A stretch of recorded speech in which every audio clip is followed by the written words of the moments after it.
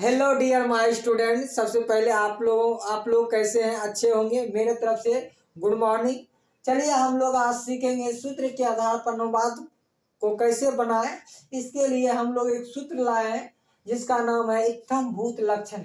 कहा गया है जिस लक्षण से किसी व्यक्ति या वस्तु का ज्ञान होता है उस लक्षण बोधक शब्द में तृतीया विभक्ति होती है। क्या होती है? तृतीया विभक्ति। यहाँ कह रहा है जटाभिस्ताप्स, मतलब कहीं इसका कहने का मतलब जटाओं से क्या मालूम पड़ रहा है? तपस्वी मालूम पड़ रहा है। अगर जटा नहीं रहता तो यार तपस्वी मालूम नहीं पड़ता, तो इसलिए इसका मेन चीज क्या, पहचान क्या है, इसका चिन्ह क्या है? जटा है।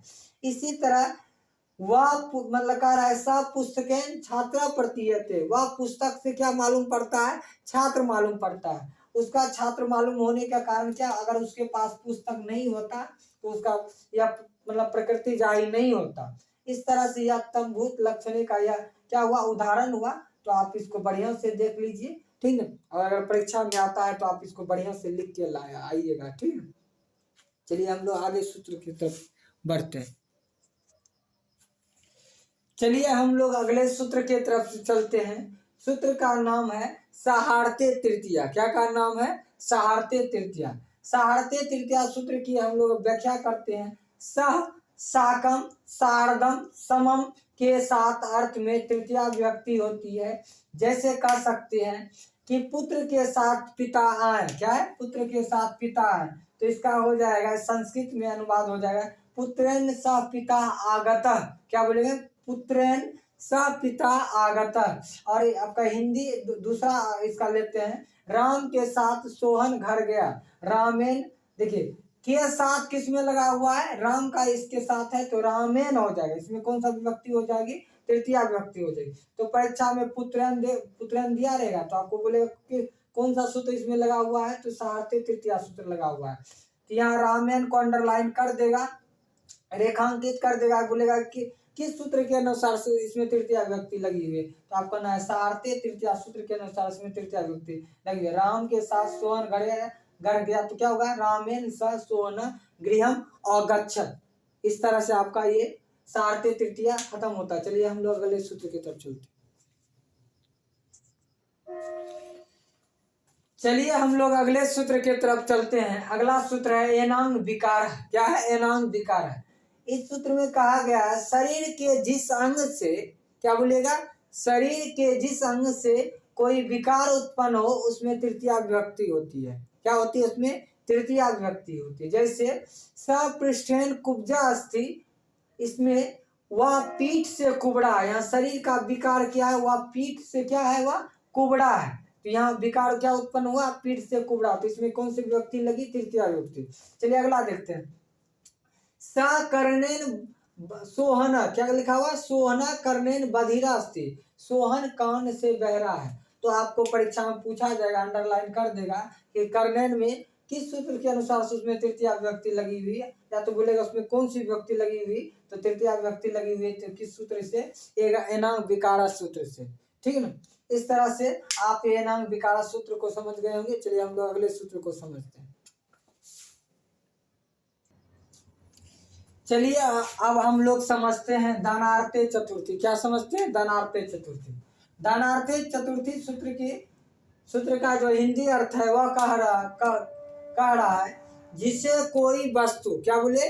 जिसे कोई वस्तु दान के रूप में दी जाती हो और उसे लौटाई नहीं जाए, उसमें कौन सी विभक्ति होती है? उसमें चतुर्थी विभक्ति। उसमें कौन सा विभक्ति होती है? चतुर्थी विभक्ति होती है। यदि उस वस्तु को लौटा दी जाए तो उसमें चतुर्थी विभक्ति ना होकर षष्ठी विभक्ति होती है।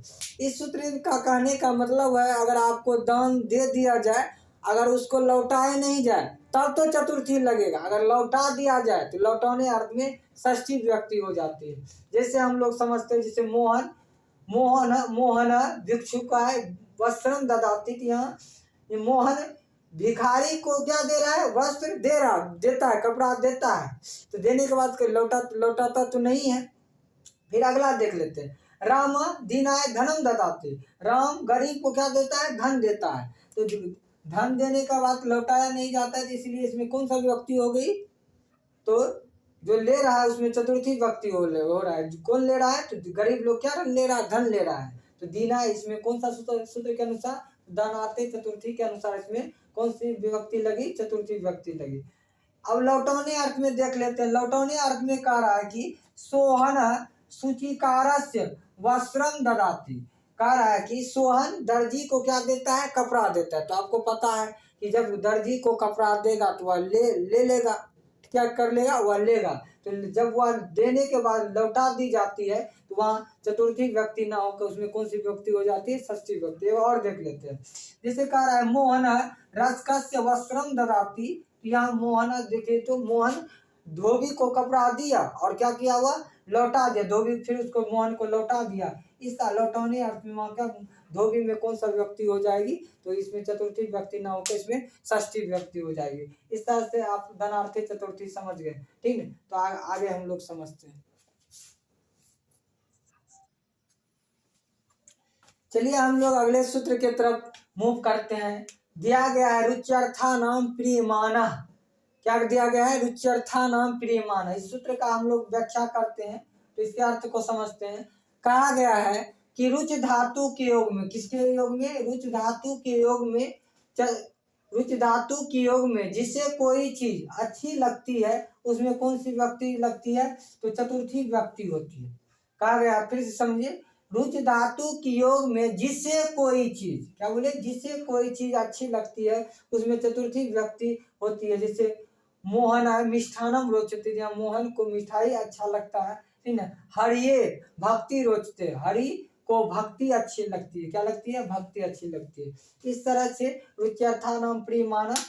तो आपको परीक्षा में दे देगा मोहना दे देगा, हरिये दे देगा, बोलेगा इसमें से कि जो चतुर्थी विभक्ति लगी हुई है इसमें से कौन सी विभक्ति लगी हुई है और किस सूत्र के अनुसार से? तो आपको कहना इसमें से जो आपका चतुर्थी विभक्ति लगी हुई है रुच्यर्था नाम प्रियमाना से, ठीक है। तो चलिए हम लोग अब अगले सूत्र की तरफ मूव करते हैं। ये सब सूत्र परीक्षा के दृष्टिकोण से काफी भी आई है, तो तैयारी कीजिए, बढ़िया से तैयारी कीजिए। चलिए हम लोग अगले सूत्र को देखते हैं। चलिए हम लोग अगले सूत्र की तरफ बढ़ते हैं। सूत्र का नाम है भित्यर्था नाम भय हेतु। क्या बोले? भित्यर्था नाम भय हेतु। भी का अर्थ होता है डर और त्रा का अर्थ होता है कि रक्षा करना। क्या करना? तो भी का अर्थ होता है डर और त्रा का अर्थ होता है रक्षा करना। शब्दों के योग में पंचमी विभक्ति होती है। जैसे यहाँ आपको यथा में का मतलब होता है, जैसे मोहन, मोहना क्या दीजिए? मोहना क्या दीजिए? मोहन चोरात। क्या बोलेगा? मोहन चोरात विभेति। इसका मतलब मोहन को चोर से क्या लगता है? डर लगता है।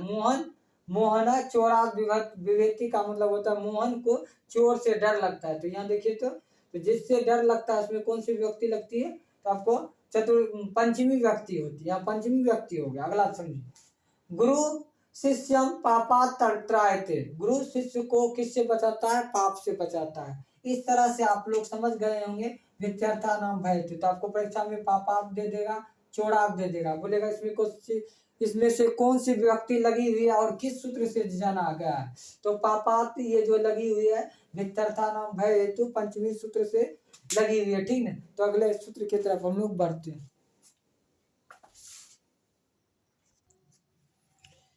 चलिए अब हम लोग समझते हैं 7वां सूत्र के तरफ। इसका नाम है षष्ठी चनाद्रे। ये भी कभी काल परीक्षा में पूछा जाता है, ये भी आपका VVI है, ये पूछा जाता है षष्ठी चनाद्रे। इसको हम लोग समझ लेते हैं, इसकी परिभाषा को समझ लेते हैं। जिसका अनादर करके, क्या बोलेगा? जिसका अनादर करके या तिरस्कार करके कोई काम किया जाए उसमें कौन सी विभक्ति होती है? तो उसमें आपका षष्ठी विभक्ति होती है।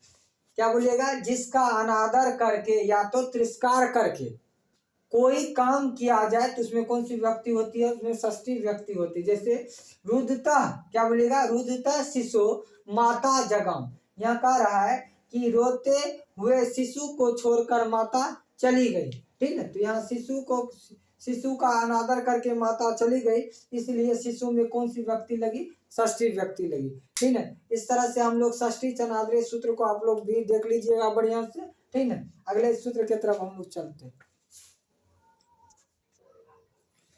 चलिए अब हम लोग लास्ट देख लेते हैं आपका 8वां आधारोधिकरणम। क्या है? आधारोधिकरणम।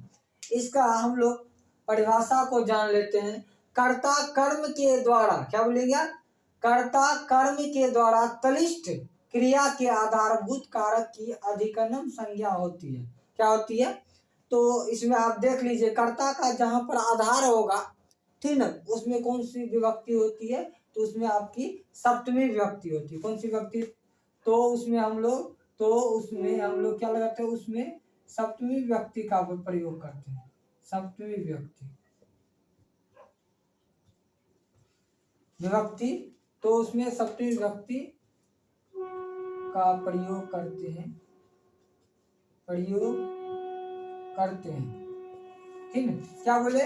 कर्ता कर्म के द्वारा तलिष्ट क्रिया के आधारभूत कारक की अधिकरणम संज्ञा होती है, तो उसमें सप्तमी विभक्ति का प्रयोग करते हैं। जैसे वह घर में पढ़ता है, सगृहे पठती। क्या बोलेंगे? सगृहे पठती। तुम वर्ग में पढ़ते हो, त्वम वर्गे पठसी। क्या बोले? त्वम वर्गे पठसी। और यहाँ हो जाता है वह विद्यालय में पढ़ता है, सब विद्यालय पठती। इस तरह से आपका सूत्र का जो भी मेरे अनुसार से VVI था, हमने आपको बता दिया। तो आप परीक्षा के लिए तैयारी कर लीजिएगा, काहे कि आपको अगर ये परीक्षा में पूछ देता है, तो अगर आप नहीं लिखते हैं तो आपका नंबर कट जाएगा। तो आप इसको जरूर रिवीजन कर लीजिए, ठीक है। रिवीजन जो रहने के बाद क्या होता है, आप परीक्षा में बढ़िया से लिख के आइएगा।